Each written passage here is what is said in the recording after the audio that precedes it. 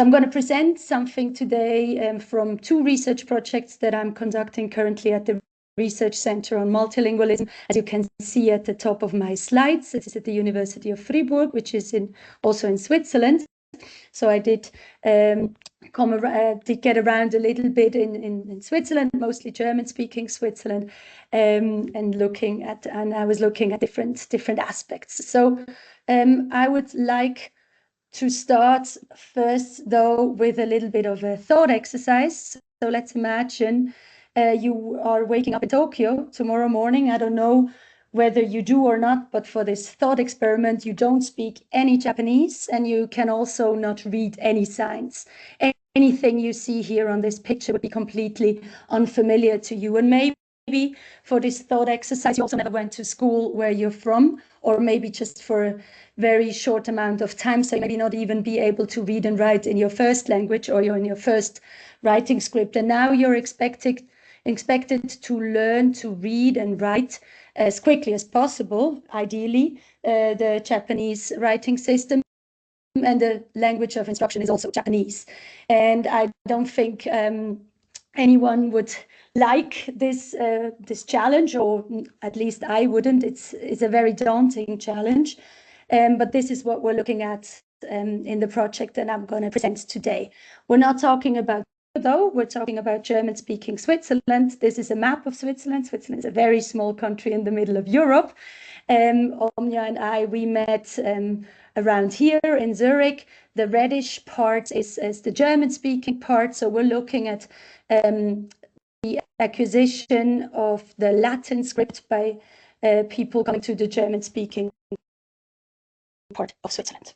I'm going to talk very shortly about some background information just to make sure that we're all on the same page. But then most of the time I'm going to spend talking about a tool that we developed, or better said, about two versions of a tool that we developed. I'm going to show you some selected findings that I will discuss. But then also we will have time to discuss the tool, which will be the focus of today's talk.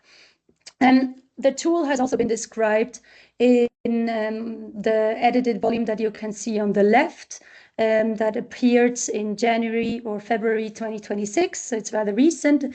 It's on adult migrants learning literacy in a new language. So, for example, the ones in German-speaking Switzerland. And we also organized a so-called coffee break, an online coffee break around LESLA assessment. So literacy acquisition and second language learning, adults, and the talk. So the recordings as well as the slides are available on the website that you can see on the bottom. So the www.lesla.org if you're interested in this topic a little bit further after this talk. So in the abstract that I sent Omnia, I did say that today I will introduce what we call innovative multilingual tool designed to assess so-called phonological awareness, as well as early reading and writing skills. So the early reading and writing skills that are only interesting for the first version, not so much for the second one. So if you're like me, so I said I came into this project from a different perspective first. So I did not know very well what phonological awareness actually means. I heard it before, but I did not have quite a condensed idea of what we're talking about when we were assessing this. So what is important for today's talk, that phonological awareness is a cornerstone of alphabetic reading development, and it might be a very good predictor for literacy acquisition in adults. It has been shown to be a very good predictor for literacy acquisition in children. There's much more research on children as opposed to adults. So we don't know yet too much. There is some research, but it's very scarce. And it is necessary for, on the one hand, but also improves during the development of an alphabetic writing system. And is, broadly speaking, the ability to consciously recognize and manipulate the sound structures of a language. So it doesn't focus on meaning, but on form. And you can do stuff with, let's say, syllables or phonemes or onsets or rhymes or whole words and manipulate them, for example. Oftentimes, we can see phonological awareness depicted in a matrix like that one. So on the y-axis, you can see different operations, so identification, blending of sounds, segmenting sounds, or as I said, manipulating sounds. And on the x-axis, you can see the different sound units that are involved in these operations. And typically, it is believed that it's getting more difficult when we move down, so from top to bottom, from identifying to manipulating, and it becomes more difficult from left to right, so from the bigger to the smaller sound unit, which means that identifying whether a certain word has a certain syllable in it should be the easiest, so the top left corner, and manipulating, for example, deleting or adding phonemes to a word would be the most difficult here. In our project, we only look at these 6 aspects for various reasons. I can go into that in more detail in the discussion. So we're looking at syllables and phonemes, and we're looking at identifying, blending, and segmenting these sound units. I'll give you more details later as well. Very short introduction to how literacy courses are organized in German-speaking Switzerland. A big downside is that there's no national literacy frameworks for adults. I don't know about Egypt, but for other German-speaking countries, so in Germany and in Austria, there is a national literacy framework. So everybody sort of tries to do the same thing, or at least similar things when it comes to literacy acquisition. There is, however, a so-called curriculum framework for the linguistic integration of migrants in in Switzerland, where it says that skills and needs profiles of individual literacy learners need to be identified in a differentiated manner, and they should be supported accordingly, which is nice, but it doesn't mention how we should do that. So on that, we know that, or we are very certain that phonological awareness is not taught systematically in literacy courses for adults, and it is also not used in course allocations. So typically there are 3 course levels on the literacy level, so Alpha 1, 2, and 3. And then afterwards, people would continue to go to language courses, although, of course, also these alpha courses, they already are language courses because you need to have a language of instruction.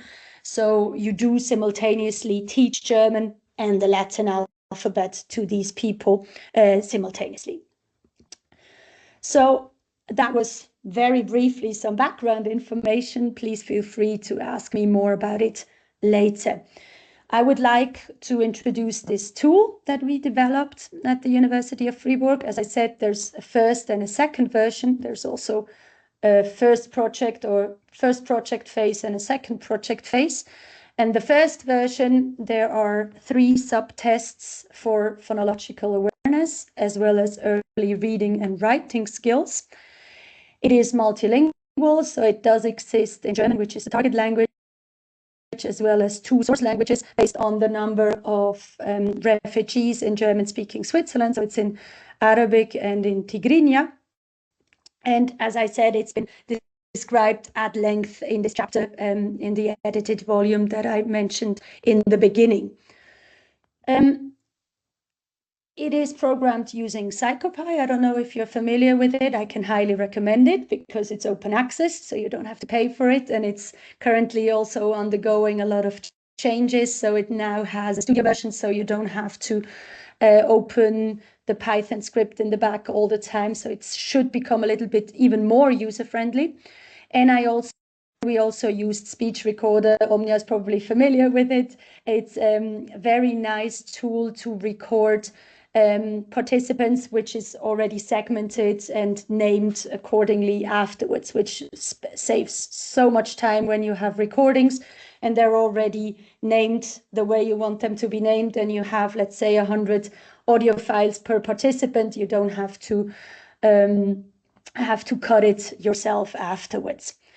There are 3 subtests, and the subtests are based on the expected reaction of the participants. So either they have to click or touch on the tablet on something, they have to write something on a piece of paper, or they have to speak aloud or read aloud something. I said 3 languages, and in total there are 18 tasks if we look at all the different skills that we're looking at. It's not exactly the same on for the different languages, because sometimes something doesn't make any sense in Arabic that would make sense in German, and the other way around. So we have the 6 tasks that I looked at before. So those. Now I changed the color coding to numbers. So 1 would be the easiest and 5 would be the most difficult. So we have these 6 skills, so identifying syllables, blending phonemes, etc. But we also added some more to especially also test people who might be a little bit more advanced.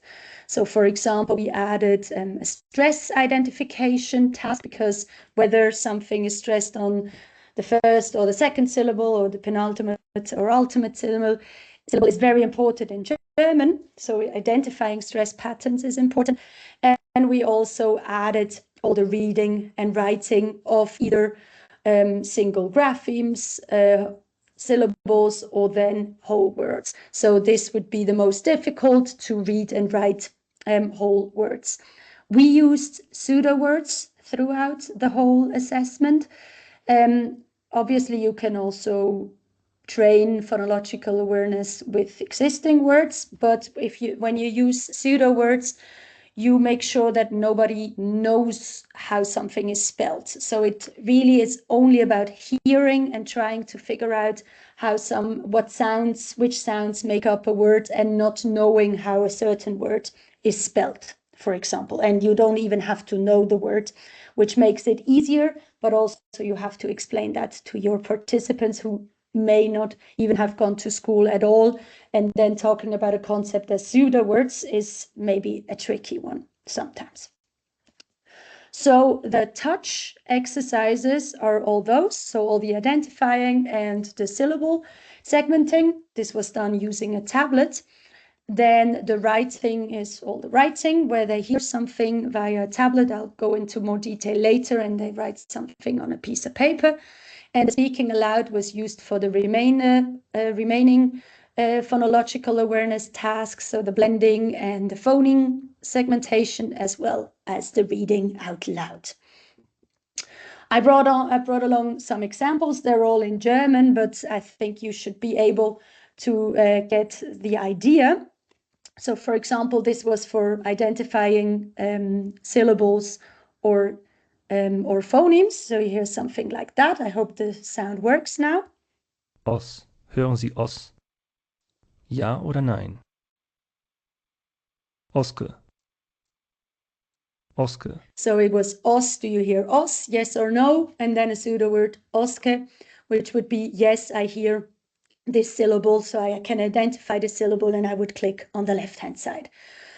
For the syllable segmentation, we have dices. So we also thought about a lot about which system makes most sense. Do we use Arabic numbers, which would not be Arabic numbers, but the numbers that we use, or did we use something that might be more familiar to most of them? And there people had to identify how many syllables make up this pseudo word.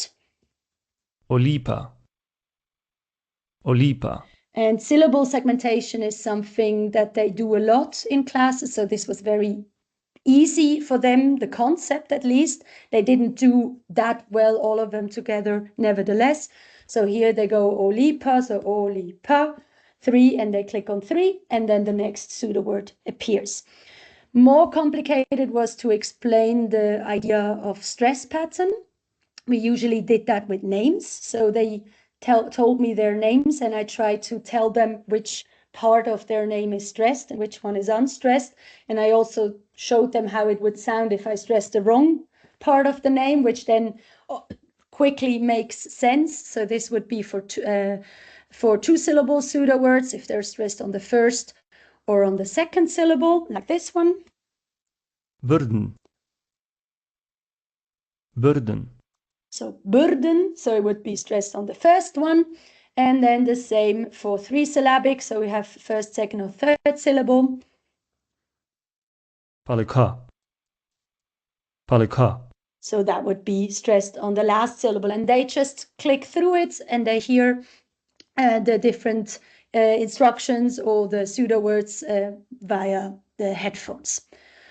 For the writing part, they used the same tablets. They first heard a phoneme, a syllable, or a pseudoword, and then they saw this picture. They wrote something on their sheet of paper, and then they clicked on the arrow for the next one.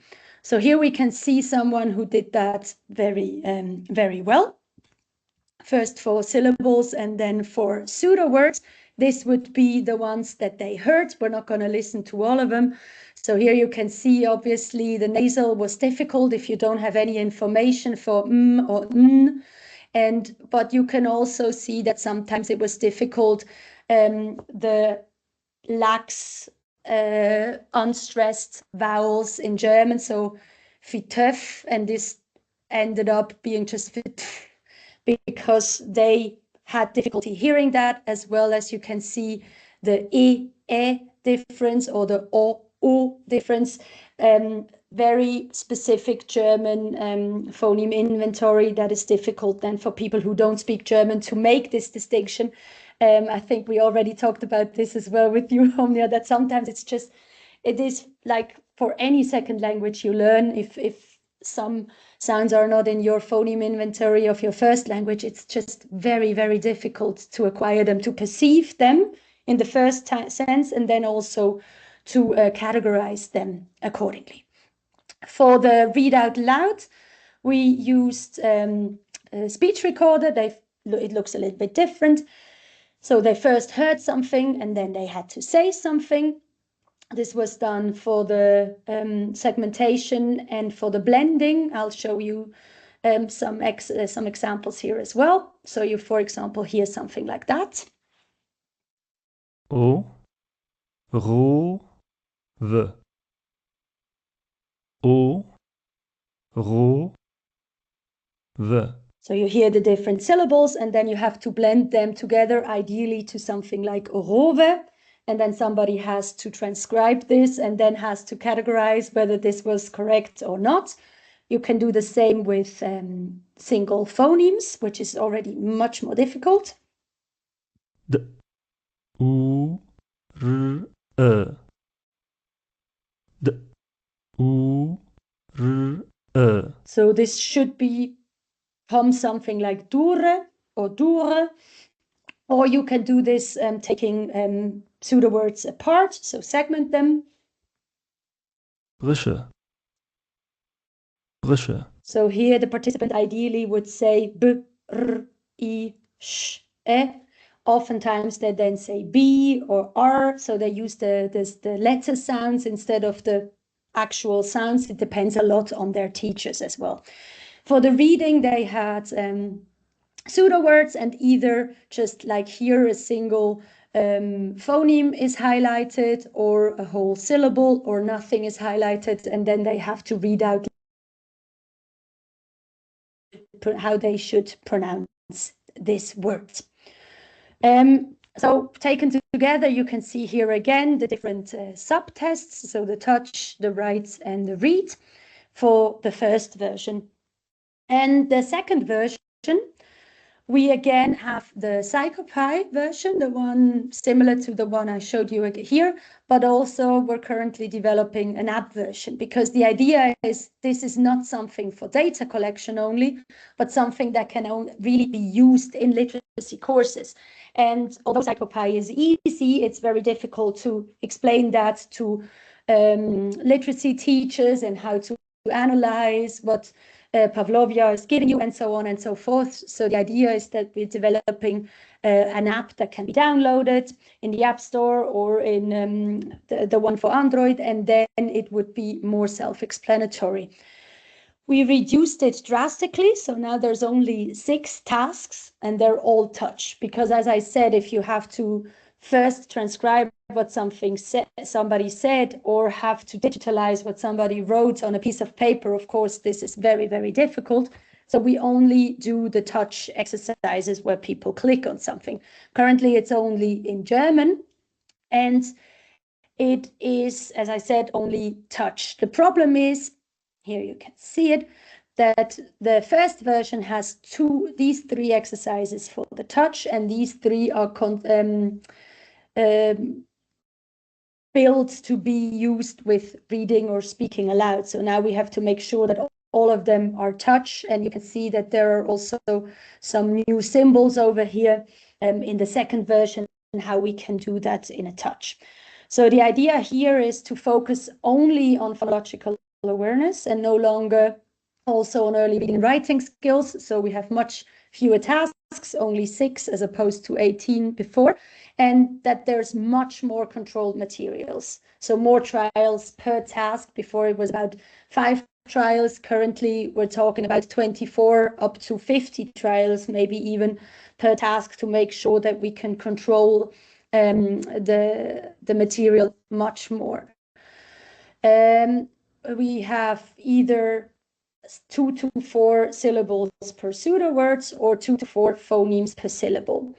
And I brought along the data source, let's say. So we have different sound units, again, syllables or phonemes. The complexity of the task target refers to how complex is the pseudoword. So, for example, du, ge would contain 2 simple syllables, therefore it's simple in total. Birle has a complex syllable in the first syllable and a simple in the second one, whereas birben would be only complex syllables. So simple syllables for us would be CV or VC syllables, and everything else would be complex. In German, it can get much more complex than just 3 phonemes per syllable. We can have already 3 syllables in the consonant cluster in the onset of a word. And for the phonemes, the same. So if we have a simple, then this would be complex, because we have also CVC, or then CC, CV, so it can be up to 4 phonemes. For the blending, the same, as well as for the segmenting. So now we all have touch. So if we take these 3 examples that I showed you before, the identification stays exactly the same. That was the same before. So they, for example, here do you hear do, and then they have duge, or we have a phoneme within a syllable. And this is a big change to before. I don't know if I made that clear, because before we had syllables in pseudowords or phonemes in pseudowords. And this was, of course, much more difficult. Now we have syllables in pseudowords or phonemes in syllables. So they now have to decide whether they hear a certain phoneme within a certain syllable. Then for the segmentation, we'll use the same for both syllables and phonemes. So they are asked, how many parts do you hear? And they have du, ge, so that would be 2. Or how many parts do you hear? Va, and this would still be 2 because it's a v, a. And this would be the thing that they have to do. This is the most change that we've done for the blending. And we're not completely sure whether it's going to work. We're going to find out soon when we're going to test it for the first time. So they are asked whether 2 things are the same or different. So gleich oder anders means the same or different. So for example, they first hear 2 syllables and then the blended version, and they have to decide whether this is the same. So they hear, for example, du, ge, and this would be twice the same. Or they hear du, ge, die, and then they say, no, if they blend them together, they are not the same. So this would be that one. I'm going to present just very few selected findings so that you have a little bit of an idea, but we can talk about it in more detail later. So first of all, the tool developed so far to diagnose and support phonological awareness and early reading and writing skills delivered promising results. We had some doubts about that, especially by some teachers first, whether it's too complicated, whether it's not manageable to do in literacy courses, but it worked out quite well. We saw that identifying syllables and phonemes, it does vary greatly from person to person. And we did not find a clear progression from the lowest alpha course level to the highest. So it was not that people who are in alpha 3 did much better than those in alpha 1 or 2. This is probably because phonological awareness is not systematically taught in courses. We did not see clear patterns regarding transfer processes from the first to German, so from the first language to German. Furthermore, if we look at the writing, so the ability to correctly represent phoneme syllables and pseudowords in writing, it also differed greatly from person to person within the same course level, even within the same class. So we had similar different classes for the same course level. Although of the valid answers that we did analyze, roughly a third was correct and roughly a third was completely incorrect and roughly a third was somewhat correct, as you've seen before. So you have stuff like oskul instead of oskol. This is not completely wrong, but it's still not completely correct either. So we did see much variation, not only within, but also across learner groups.